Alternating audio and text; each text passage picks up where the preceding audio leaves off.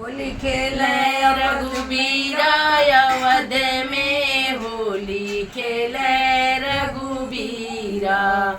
के करे हाथे कनक पिचकारी, के करे हाथे कनक पिचकारी, के करे हाथे अबीर अवध में, होली खेले रघुबीरा। होली खेले रघुबीरा अवध में, होली खेले रघुबीरा।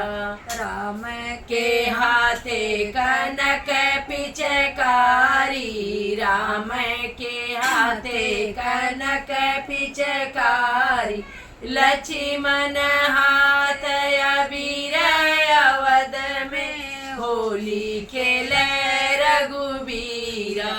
होली खेले रघुबीरा अवध में, होली खेले रघुबीरा।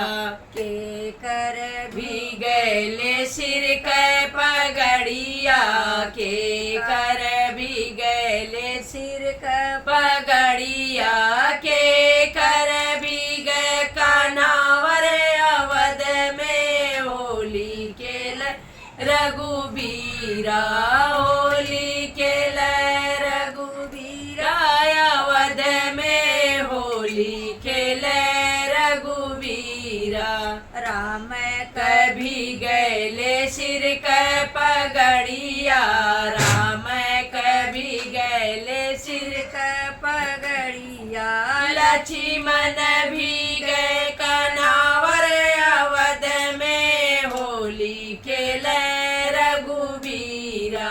होली खेले रघुबीरा अवध में, होली खेले रघुबीरा।